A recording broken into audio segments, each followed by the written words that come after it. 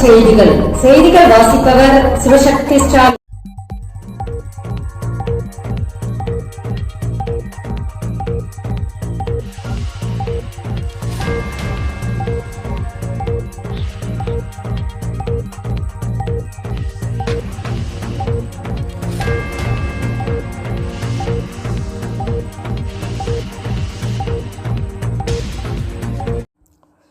நாளை +1 தேர்வு முடிவு. அமைச்சர் அன்பில் மகேஷ் பொய்யாமொழி. அரசு நிதியுதவி மெட்ரிகுலேஷன் பள்ளிகளைச் சேர்ந்த ஆயிரக்கணக்கான மாணவர்கள் +1 தேர்வை எழுதிவிட்டு ரிசல்ட்டுக்காக காத்திருக்கின்றனர். வரும் 19ஆம் தேதி அந்த தேர்வு முடிவு வெளியாகும் என முன்பு அறிவிக்கப்பட்டிருந்தன. இந்நிலையில் 16ஆம் தேதி நண்பகலில் அந்த தேர்வு முடிவுகள் வெளியிடப்படும் என்று பள்ளிக்கல்வித்துறை அமைச்சர் அன்பில் மகேஷ் பொய்யாமொழி தெரிவித்துள்ளார்.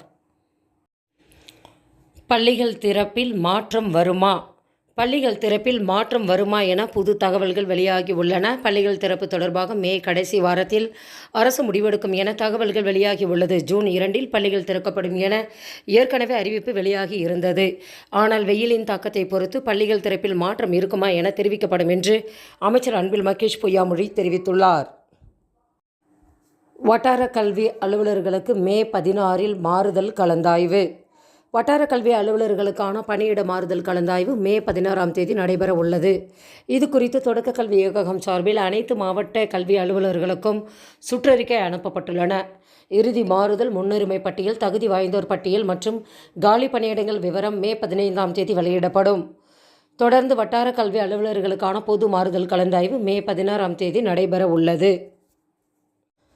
சென்னை பல்கலைக்கழகம் வழங்கும் சிறப்பு BSc படிப்புக்கு ஜூன் 20 வரை விண்ணப்பிக்கலாம்.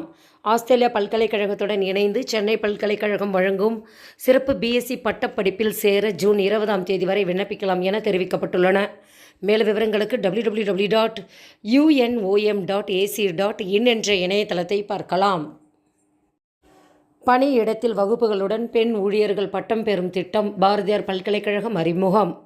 கோவை பாரதியார் பல்கலைக்கழகத்தின் தொழில்துறை ஒத்துழைப்பு மையத்தின் சார்பில் நாட்டிலேயே முதல் முறையாக +2 முடித்த பெண்கள் தாங்கள் பணிபுரியும் நிறுவனத்தில் இருந்தவாறே BSc உற்பத்தி அறிவியல் பட்டப்படிப்பை நடத்தி வருகிறது. மேலும் விவரங்களுக்கு www.bharathiaruniversity.com என்ற இணையதளத்தை பார்க்கலாம். செய்திகள் நிறைவடைந்தன. வணக்கம்.